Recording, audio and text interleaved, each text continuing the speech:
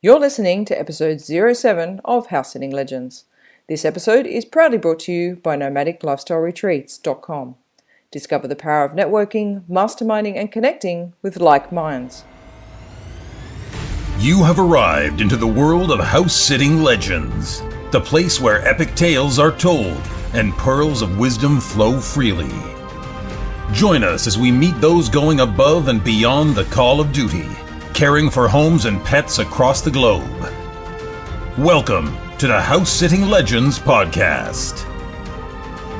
Immerse yourself in the wonders of international house sitting and unleash your inspiration for freedom and world travel. And now your hosts, Nat and Jodie.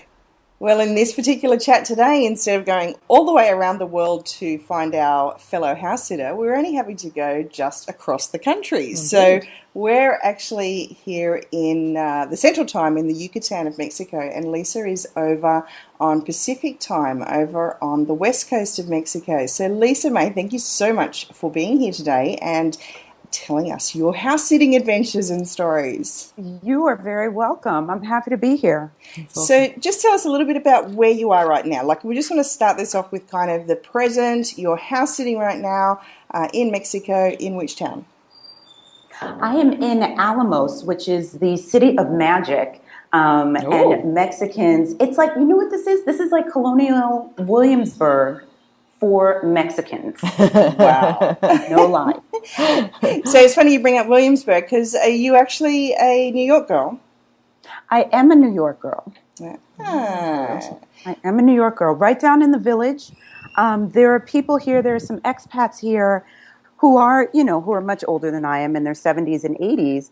And every once in a while, they'll remark on someone. You know, people come in from the big cities and they remark on them and say, oh, they have different color hair, or oh, they're gay, and I go, so I'm from the village. Talking to the wrong girl. Very cool. So how long have you been on this particular house sit then, and how much longer have you got to go? Oh, gosh. I got here late March, April, May, June. So I've been here about 3 months, and I'm going to be here until November. So it's almost an 8-month sit. Oh, wow, it's a really long one. Is that your first time to Mexico? Is it? No. When I was going back and forth to Belize, I would stop in Mexico at Playa del Carmen, where you guys were. Yes. And so, because it's so much cheaper, it's like half the price if you go through Mexico and catch the ferry or take a bus. Then it would be to just fly straight in. So I would just hang out in Playa for like 3-4 days and then go over to Belize. But this would be my first time house sitting in Mexico. And it's a really long one. That's just awesome. So we were just chatting before, and I would love for you to share a little bit about really where you come from. You know, like we know it's New York, but it's like you're a fellow Gen X like we are. So what made you decide to just sort of get out of the States and start doing this, and then of course score this really great long-term house sit, because you are location independent as well. So if you could do kind of a little bit of a going back into the past and giving us a brief rundown of how you got to here.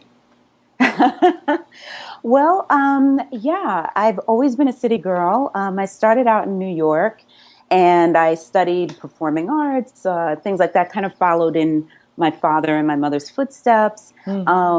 But that lifestyle just wasn't for me. I just kind of kept trying to fit myself into that. Although I love the city and I'm a city thinker, I started to see how hard it was getting.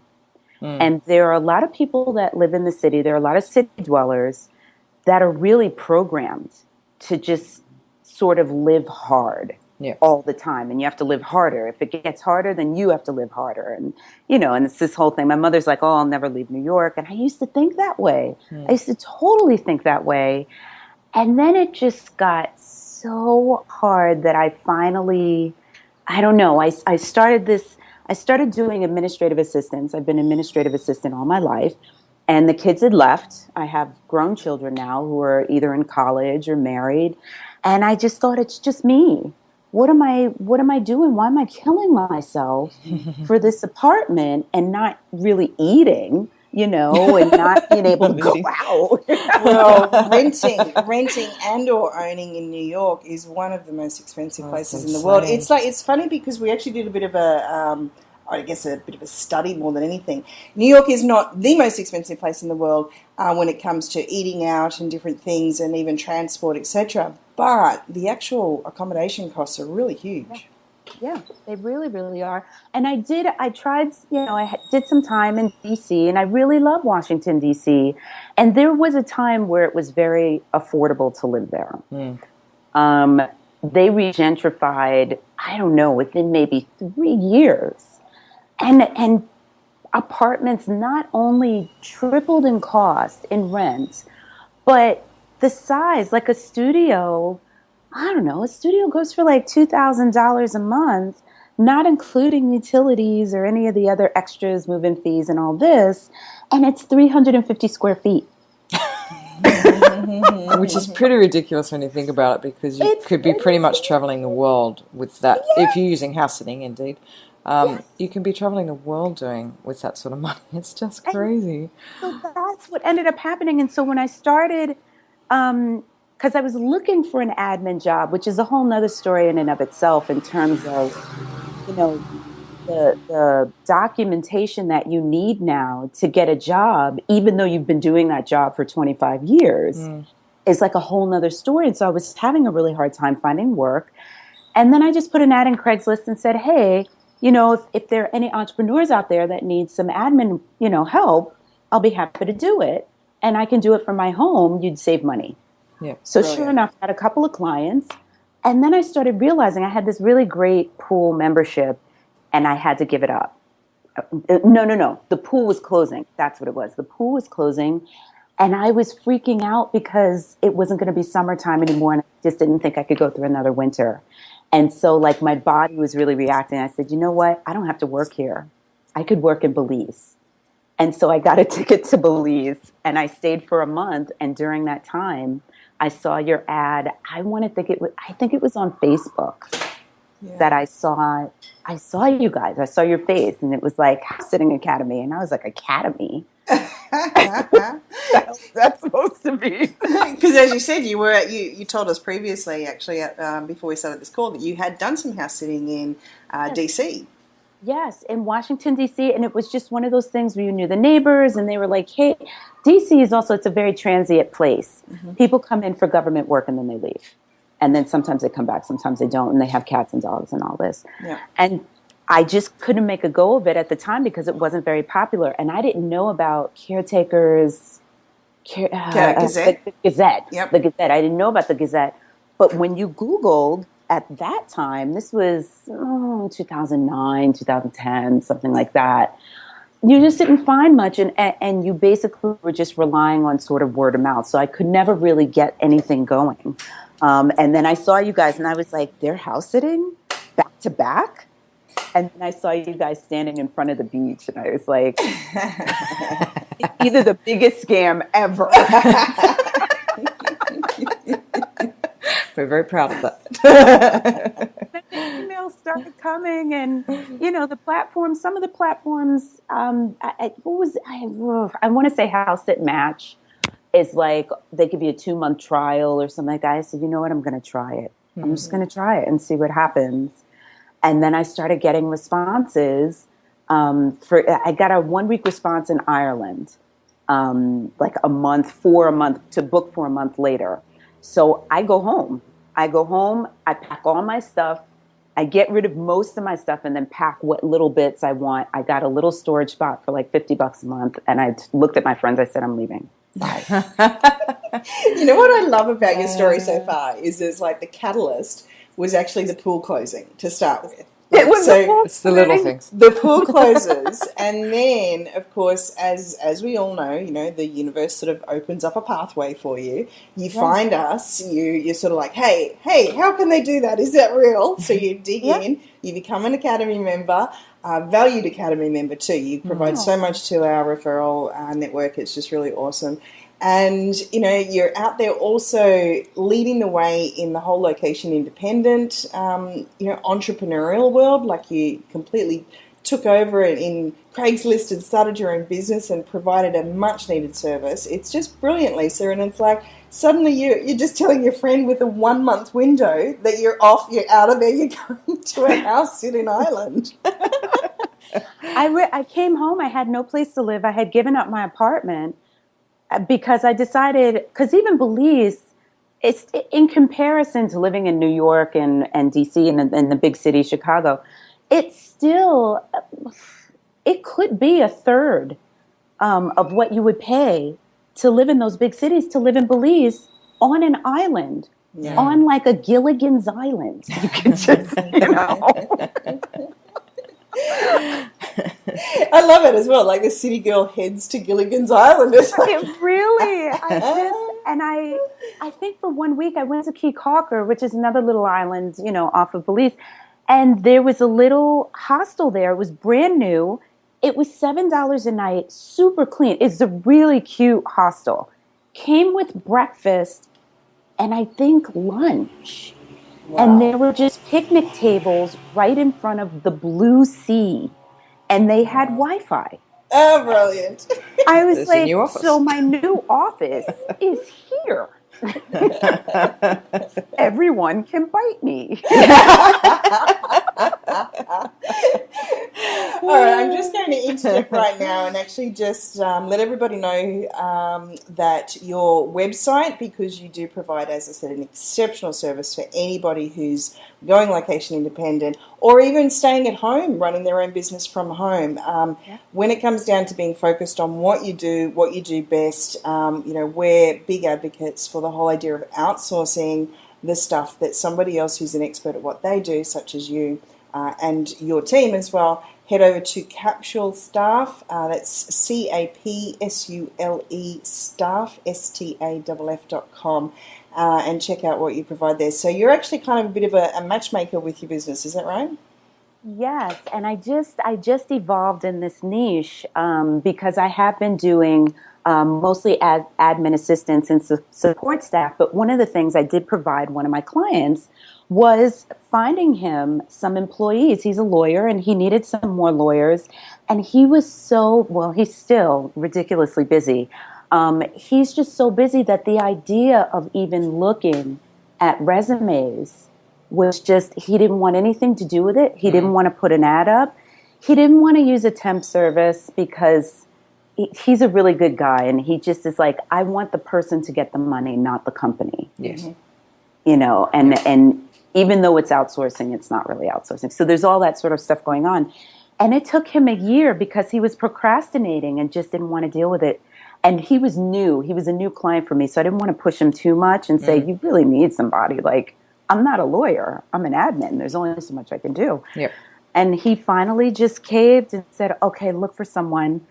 And it just really was sweet. And it worked out very, very well. And I screened everyone for him. And it just came natural. And so I said, well, maybe if the one thing is not something that I really wanted, where I really wanted to be, what if I found other people who were perfect for this? Yes. Lovely. And so that was that. All while sitting there at your picnic table office looking out over the blue Caribbean and doing it tough. World. Fantastic. Okay, so one part of your story that I'm really interested in learning more about is heading to Belize for a house sit that you didn't quite get all of the information on, is that correct? And also I just want to point out that you were doing this on your own. So as I said, Gen X, single female, heading into Central American country via the Yucatan, which is absolutely cool. I mean, it's lovely over here. We're here right now. But, that whole kind of transport thing. Can you walk us through kind of what happened? This is heading into our true epic house-sitting stories. Okay. Make yourself a legend here. We've definitely done a bit of dream building, but we also want to give the reality aspect here to hopefully inspire other single ladies to get out there and give it a go as well, and learn some lessons from what you learned from this pretty amazing experience that you had. Well, I mean, it actually didn't even, in the beginning, was not even a house sit. It was just, I'm leaving. And I had a friend that told me 3 years prior, you should come to Belize, it's really cheap. It's beautiful out here, blah, blah, blah, you should come. And at the time, I was very into, what am I going to do for work? And, blah, you think of all these excuses. Yeah. And you think of all these limitations, and you don't think of what you could do. So I remembered that conversation. I said, I'm getting tickets. I'm going to Belize. So I go. And I look up all the stuff online. Like, I researched for like 6 months where I was going to stay, which was like a story in and of itself in terms of how I even found this place. But I found this great family who all work together on the island for tourists, and they know everything about anything, where to go, what to do, where's the cheapest place. Like they know it all. They were building a new loft and they were splitting it up into apartments, but they only had a blueprint and they couldn't send me a picture. Mm-hmm. So I was a little like, I don't know, Little voice in the background. Not sure about this one. And so I just kept looking and looking and looking, and I wasn't getting the same like vibe off of people. And me and this woman, Michelle Lyons, was instant messaging on Facebook and made friends and all this kind of stuff. So we ended up becoming very good friends. I still hadn't made a decision. And I was leaving like right after Christmas, like December 30th or something like that. And something like December 15th, something like that, I said, you know what? Take my money.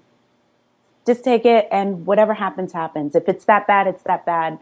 I have more money in the bank. There are hostels I can stay at. I'm going to go. Mm.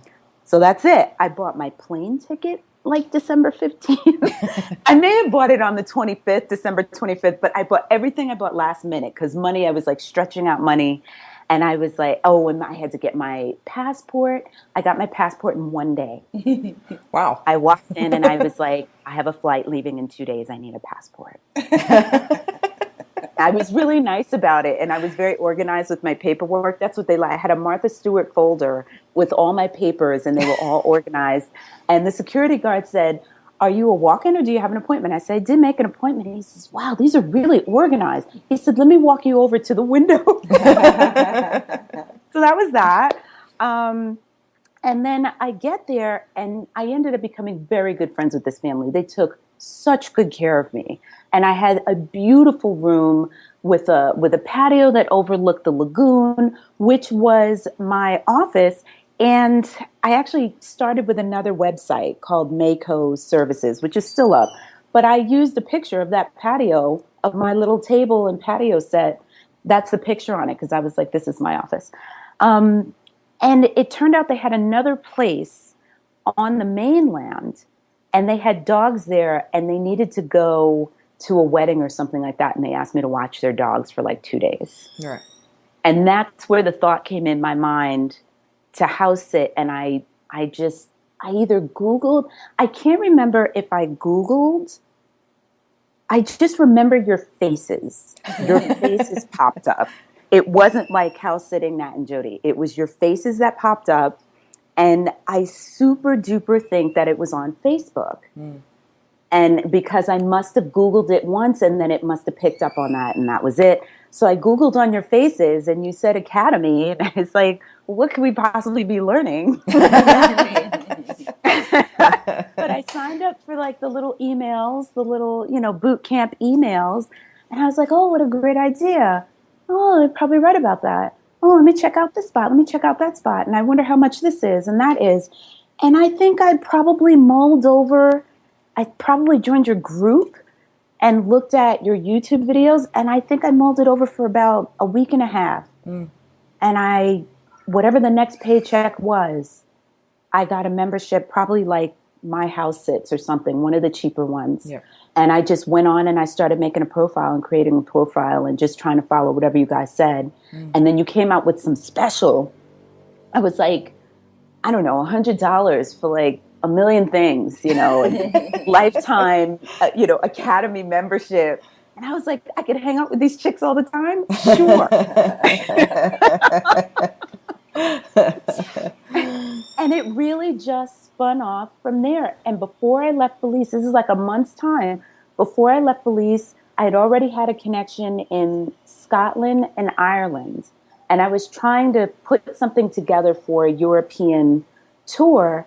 And then I heard about this 8-month gig in Mexico. Wow. And I kind of waited out, like the tickets were so expensive. And by the time I did that, and I said, you know what, Lise, just go to Mexico. And then and then make your next plan. Yeah.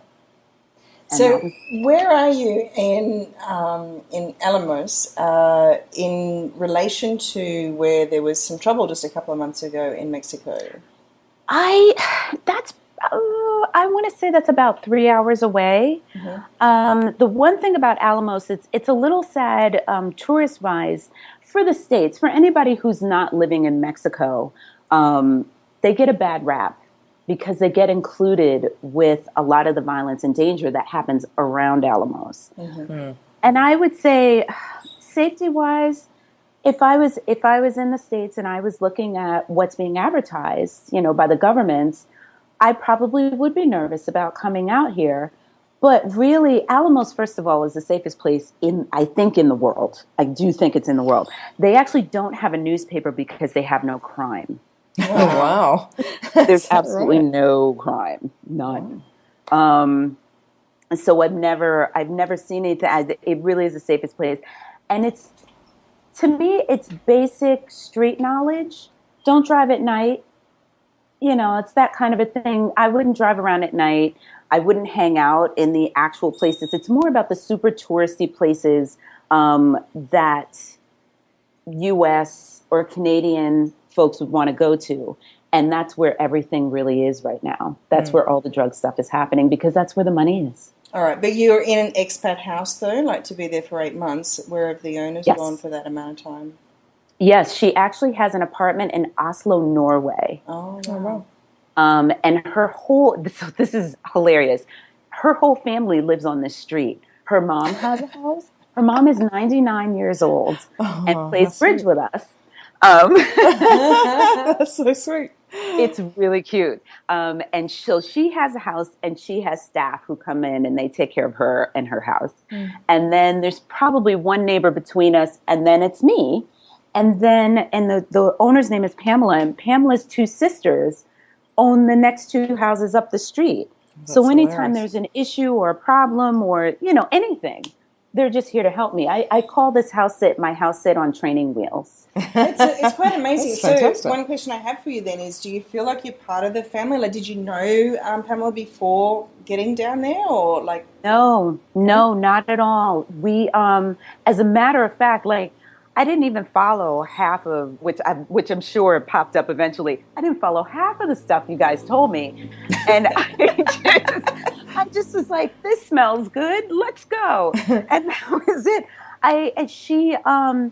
We Skyped, but she wouldn't video Skype with me, and it's really partially. It's not that she wouldn't, but she's 70-something years old, and a lot of expats are like really old and they won't do the computer. They just won't do it. Yep. And so, you want to have a balance, and try to be nice and whatever. And so I was like, well, we'll see what happens. So I didn't know her at all. And the first thing out of her mouth was, do you feel comfortable handling someone else's debit card? And I was like, who is this? Oh, wow. Isn't it let's take a step back. It's just the ultimate in trust, just isn't amazing. That's what I love so much about this lifestyle, is like that trust factor. Not only has she welcomed you into your home, she's welcomed you into her family. They're all up and down the street. And you've got her debit card. Like, this is amazing. I have her debit card. It's crazy. And they check in on me all the time. And anytime someone's throwing a party or whatever is going on, they go, such and such is doing this, and this is what we're doing. Do you want to come with us? You should come with us. It'll be fun. Wow. And I'm like, okay. It's just such an awesome aspect of house sitting. Like, if you're a tourist, you just wouldn't be having that experience. Right. And that's the sort of thing, yes, you can save money on accommodations as you're traveling around through house sitting, but to me, it's those sorts of experiences that you could not buy as a tourist. No. That is the priceless part of it.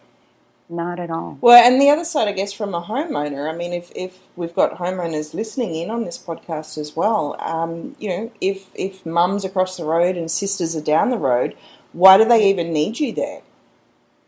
Well, yes, and that's very interesting. The family does have an interesting dynamic. I mean, I guess what it is they're all very individual ladies, and they all have their individual lives. And I think one of the things too is that, especially the sisters, they all have their own families. That they're pretty big families. And I know one of the sisters, she just left to go to Canada to go visit new grandchildren. They're brand new grandchildren. She had to pick up and go. And so I guess they don't want to feel like, especially for 7 or 8 months, it's kind of a lot. Whereas the sisters have gone away, but they're only away for a month or two. Yeah, and I think that's the point of it is to say to anyone who has got pets, it's like, it's nice and easy to go and ask a family member or a friend to take care of things, but at the end of the day, it's like it's still, work as such, or like in some cases an inconvenience to put that onto somebody, especially for that amount of time. And, in this situation, it's a complete win-win. I mean, you've got animals to look after? Yes, I have one. And then there's the one dog that comes in. But I have Nino. I have Nino with me. And Nino, not for nothing, but Nino needs like massive love. Massive amounts of love. A lot of the dogs here, a lot of the expats own Mexican street dogs. And when you ask them what kind of breed, they say Mexican. That's all. They don't know. Yeah. And, they've just been left to home for themselves. Who knows? Maybe a week after they've been born, maybe 2 weeks at the most. And so these dogs they have so much gratitude. And sometimes, they've been abused. And Nino's had some abuse. I don't know what kind, but he's just like, please love me to death. I really I need it. So there's some situations where you can't a lot of people have dogs, a lot of people here, like one of the sisters, her dogs can be left outside. She takes them food, and that's about it. Maybe pets them on the way in, and that's it. And they're happy. Nino's like, no. Yeah. I need intense love.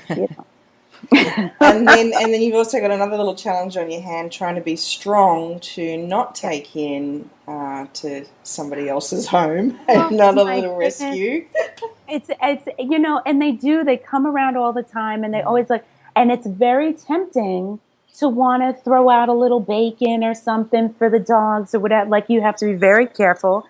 And there's this little guy that started coming around, I don't know, maybe a month ago. I don't know how I notice him when he gets in because he's so quiet. But I usually am washing dishes and he squeezes through the side of the fence. He's super tiny. And he starts to spray some of our pots or some areas to make territory for himself. And I caught him one day because I saw him and I said, he can't be here. He just can't, because it's not her dog. It's like her decision. I can't do it. I can't take this dog in. So I look at him and he's adorable. And I look at him and of course Nino's looking at him because he's so tiny. And Nino gives me this look like, I don't know what to do with this dog. Like, what do you want me to do with this dog? And I put my hands on my hips real stern and I look at him and I go, sir, excuse me, sir. And he's lifting up his leg to spray for territory. I catch him and he like freezes like a cartoon character. He's like, I'm not really here. You can't see me. I can't see you. I'm sure you can't see me. I just stand really still. I'm a stick insect. And I told him, I said, sir, that is not your pot to spray. Yard. You can't stay here. And he just looks at me and just half backs away while watching me as if like I have one on him or something.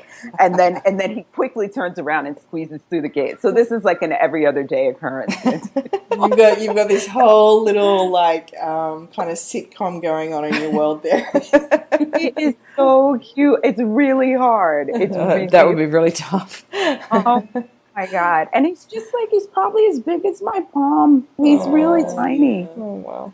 That's amazing. Yeah. So you're there until November, so you've got all through summer, and we're getting excited to think that you're going to be heading over to Europe, because we definitely want to catch up with you in Greece at the live house sitting academy. So under the covers, Rachel reached out to me, who lives in Malta, Italy. Oh, yes. And she reached out to me a couple of weeks ago and said she's leaving for a month holiday in December, and she really would love for me to house sit. Oh, yeah. Sweet. I cannot wait. That is very cool. I still need to know my flight plans. I said, so we haven't solidified anything. But No, that sounds really cool. That's I think, awesome. yeah, I think a European winter is definitely on the cards for you, and we'll catch up with you somewhere as well. So to finish this off, I really want to say thank you so much for your time and sharing your stories and experiences. And now, if this is in your blood, are you going to stop anytime soon? I have no desire. My dream is to take this business that I've just sort of evolved, hopefully get it really going. I would love to sell it, invest the money in some property that I can receive, some rental income from, and keep traveling. Sounds fantastic. That's the key, isn't it? Absolutely. Yeah, that's All right, it. so paint me a picture. Let's leave everyone today with a painted vision of, let's call it your dream house sit. It may not even exist. It may just be in your mind. But what would you love? What kind of animal would you love? What kind of home would you love? Or what kind of location would you love? And the length of time. And I know. I see myself in Italy. I really want to sing around the country of Italy, actually, for quite some time. And I do see myself on the Mediterranean, frankly, with a pool overlooking the ocean. Nice. That's really it. It doesn't have to be a big house. It's, as long as it's clean and has a pool and it's looking over the horizon. Yep. I'm done. I'm in. Excellent. All right, so cats, all right, dogs, we're on the look. birds, anything in particular that you love hanging out with while you're working? Because we personally find with working online is the company of the animals is fantastic. So any favourites? It's any favorites, you say? Yeah. Yep. I'm sorry, repeat the question. Any favourite type of animal to be your co-worker? To be my coworker, oh, that's so hard. Because Nino's really grown on me. I will say I like a smaller dog.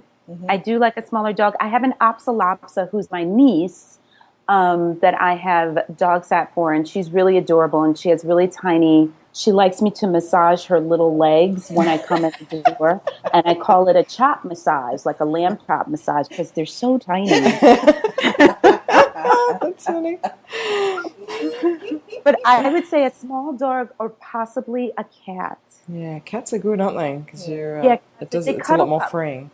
Yeah, and they cuddle up. They're good cuddlers. There's something about it because they are kind of snobby. But when they're ready for love, it's really real, and you have to get into it. Oh, I think I was a cat in a former life, personally, but Lots of cuddles and on my terms. yeah, when it walks away, she's had enough. All right, Lisa. Well, you've gone ahead and set up yourself a personal house sitting profile on branded.me. So your handle as such, or the URL is Lisa May. That's LISAMAY.branded.me. And that will actually show up your house sitting experience, your references, and we'll keep getting added to like we're doing. We've actually gone with the same option there. It's really nice to have profiles put up on platforms, but sometimes it's sort of nice just to not have to link into another platform on a different platform. I remember somebody doing that one time and they got in a bit of trouble about it. So it's nice to have something outside of that. And of course, if anyone's interested in, finding themselves a VA or getting some admin work done, then definitely head over to capturestaff.com as well. Please. Please do. Oh, that's brilliant. Well, we look forward to seeing you in Greece. Yes, I'm so excited. I can't wait to make it over there. Absolutely. Yeah. Well, Lisa May, you're a house sitting legend. Oh, thank you, it's guys. official. And I'm so glad to finally get a chance to really chat with you. Yeah, it's awesome. That's been really cool. Thank you so much. All right. You are very welcome. Until next time, everyone. See you in the house sitting world. See you in house sitting world. Bye. Bye. Bye. Thanks for joining us on this episode of House Sitting Legends. If you would like Lisa to help you find the best virtual assistants or to become one yourself, Visit her website, capsulestaff.com. That's CAPSULE staff.com. Stay tuned for the next episode where we meet the nomadic grandparents who ticked off a bucket list experience, bunking down during a historic freezing winter nor'easter in Boston that covered the entire house in ice. And please take a moment right now to provide us with a 5-star rating and review on iTunes. That will help us bring you more of these amazing tales. Look forward to seeing you in the next episode.